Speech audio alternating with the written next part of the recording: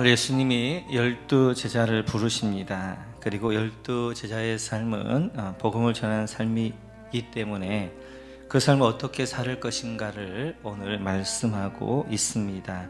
먼저 오늘은 그래서 제자의 복음 전하는 삶에 대하여서 같이 한번 말씀을 나누도록 하겠습니다. 우리 1절, 2절 같이 한번 읽습니다. 같이 읽습니다.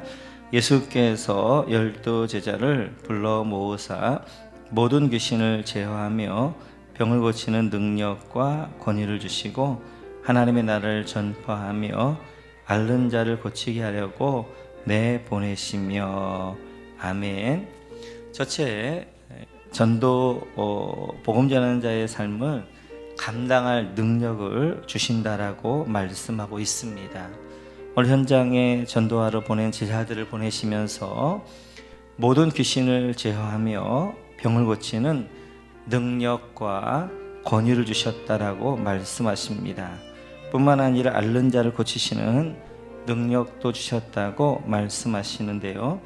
이렇게 하나님은 어떤 일을 맡기실 때 그 일을 감당할 능력을 주실 뿐만 아니라 권위를 주십니다. 저는 감당할 능력 주심도 감사하지만 권위를 주신다는 말씀이 더욱 가슴에 와닿습니다. 결코 그 일을 할 때 여러분들을 하나님 부끄럽지 않게 하겠다라고 약속하고 계십니다. 그래서 밑에 제자들을 보내시면서 말씀하실 때 너희를 영접하지 아니하거든 그 성에 떠날 때에 발에서 먼지를 떨어버리라 라고 말씀하십니다. 복음을 전하는 데 있어서 당당하라 라고 말씀하고 계십니다. 우리가 복음을 전할 때 굉장히 좀 소심할 때가 있습니다. 물론 그 마음은 이해가 되어집니다. 너무나 귀한 것이기에 이걸 잘 받았으면 좋겠다 이런 마음으로 우리가 그럴 때가 있는데, 그러나 복음을 전하는 데는 당당하셔야 됩니다. 왜냐하면 생명을 주는 것이고 그 사람에게 가장 귀한 것을 주는 것이기 때문에 그렇습니다. 복음을 전하는 데 있어서 당당하라 라고 주님은 말씀하고 계십니다. 계속해서 3절에 보면 두 번째 이렇게 말씀하시는데요. 같이 한번 읽습니다.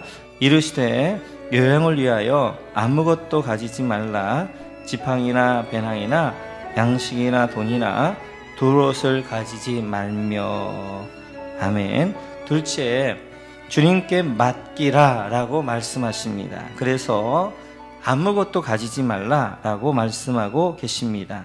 지팡이나 배낭이나 양식이나 돈이나 두버릇을 가지지 말라 라고 말씀하십니다. 아무것도 가지지 말고 하나님께 맡기는 삶을 살아라 라고 말씀하십니다. 그 말은 다른 말로 하면 하나님이 책임져 주시겠다라고 말씀하시는 것입니다.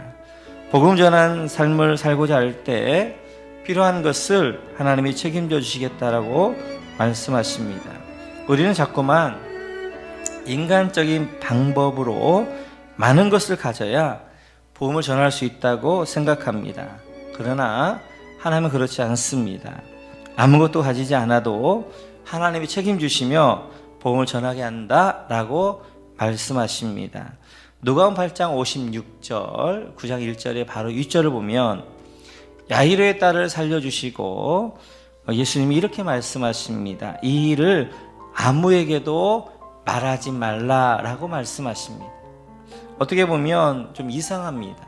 또 말도 안 되어집니다. 복음 전하기에 너무나 좋은 절호의 찬스입니다. 죽었던 사람이 살아났단 말이에요. 그러면 예수님이 어떻게 말씀하셔야 되냐면 이 일을 좀 널리 알려서 이 좋은 교회에 예수님 메시아이심을, 그리고 사람들이 복음을 받아들일 수 있도록 해야 되는데, 오늘 예수님 말씀하실 때 이 일을 아무에게도 전하지 말라, 말하지 말라라고 말씀하십니다. 왜냐하면 하나님은 인간적인 방법으로 이제 이런 방법으로 일하기를 원하시지 않습니다. 하나님은, 하나님 나라는 하나님의 방법으로 전파하는 것입니다.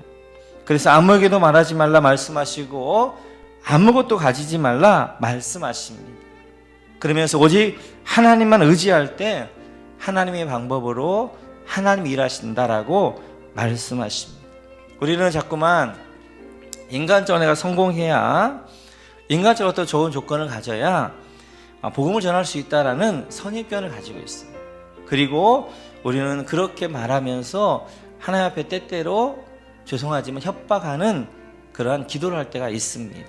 하나님, 나를 성공시켜 주셔야, 나를 잘되게 해주셔야 이걸 통하여 우리가 복음을 전하고 하나님의 영광을 드러내지 않겠습니까? 라고 말할 때가 있습니다. 물론 그 기도의 의미는 이해가 되어줄 수 있어요. 그러나 하나님은 꼭 그렇게 일하시지 않습니다. 오늘 하나님이 일하실 때 보니까 아무것도 가지지 않는 자를 통하여서, 그리고 아무 말도 하지 말아라 라고 하시면서 하나님은 일하시는 것들을 볼 수 있어요. 하나님은 방법이 아니라 어제도 봤던 것처럼 그 중심이 하나님을 향하는 그 사람을 통하여서 일하시게 되어지고, 그리고 하나님은 일하실 때 놀라운게 하나님 방법으로 일하실 때가 있어요.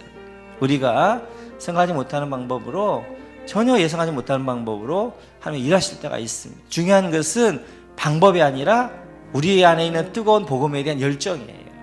그 열정만 있으면, 그 마음만 있으면 그것이 흘러가게 하는 것이고, 하나님은 그 마음을 통하여 어떤 방법을 통하여서도 일하신다라고 말씀하고 계십니다. 세 번째 4절을 보면 이렇게 말씀하십니다. 같이 한번 읽습니다. 어느 집에 들어가든지 거기서 머물다가 거기서 떠나라. 아멘. 셋째는 지금 전하는 자에게 집중해라 라고 말씀하십니다. 그래서 어느 집에 들어가든지 거기서 머물다가 거기서 떠나라 라고 말씀하십니다. 하나님이 어느 집에 인도하셨다면 그럼 그 집 사람에게 복음을 전하는데 올인하고 집중하라 라고 말씀하십니다. 우리는 자꾸만 다음을 생각합니다. 그래서 지금에 집중하지 못할 때가 많습니다. 아니라는 것입니다. 지금에 집중하라는 것입니다. 그러면 다음을 하나님이 책임져 주시겠다는 것입니다. 우리도 많은 경우 내일을 위하여서, 내일을 생각하면서 오늘 대충 살 때가 많습니다. 그리고 오늘을 희생할 때가 있습니다. 그런데 주님은 오늘에 집중하라는 거예요. 오늘 열심히 사는 것입니다. 그러면 내일이 열릴 것이고 내일 하나님이 책임져 주시겠다라고 말씀하시는 거예요. 그래서 사탄은 자꾸만 어떻게 하냐면 내일을 바라보게 해요. 그럼 내일을 바라보면서 그럼 오늘 열심히 해야 되는데 오늘 어떻게 해요? 오늘을 집중하지 못하게 하고 자꾸만 내일 하게 합니다.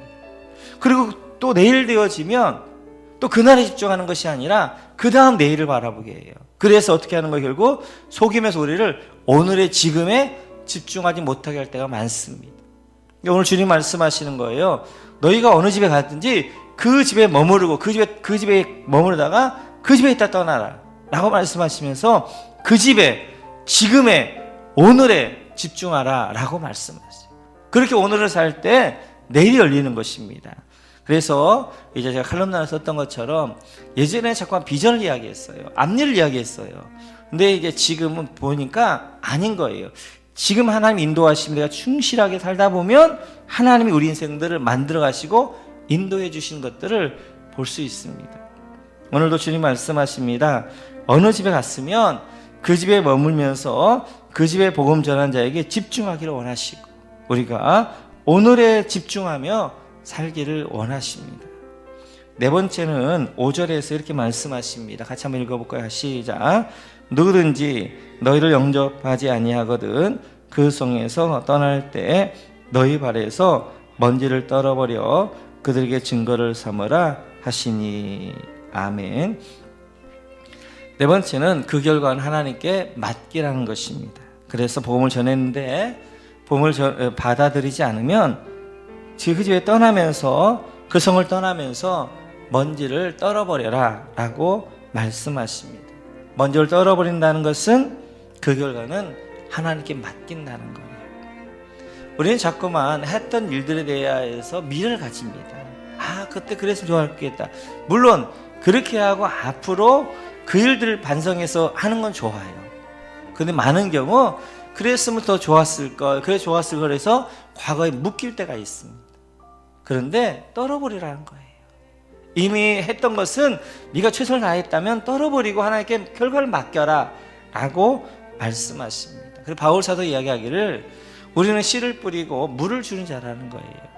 그리고 그것들을 결실 맺고 열매 맺게 하시는 분은 하나님이시라는 거예요.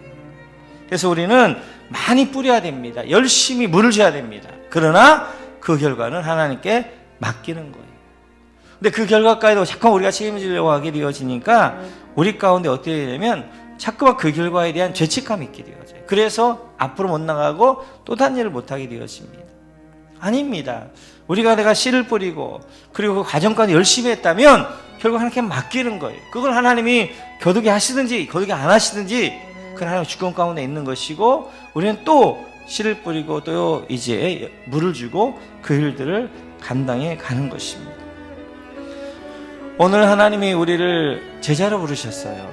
우리 모두는 우리가 해야 될 일은 복음을 전하는 일인데 복음을 전하는 사람을 어떻게 살아야 될 것인가를 다시 한번 기억하면서 오늘도 씨를 뿌리고 물을 열심히 주는 여러분 모두가 되시기를 주님의 이름으로 축원합니다. 오늘은 요게벳의 노래라는 찬양을 올려드리겠습니다. 요게벳이 모세 어머니가 이제 모세를 갈대 상자에 만들고 띄어보내면서 그 마음을 이제 가사로 만든 찬양인데요. 어떻게 보면 복음 전하는 것이 그것 같아요. 우리가 복음 전하는 사람이 또 다른 모세인데 정말 갓난아이 같은데 어떻게 살 것인가, 어떻게 잘할 것인가 이런 염려가 있는데 하나님께 맡겨드린다는 그런 노래인데요. 찬양인데 우리가 이런 마음으로 하나님께 맡겨주면 좋겠습니다. 찬양 올려드리겠습니다.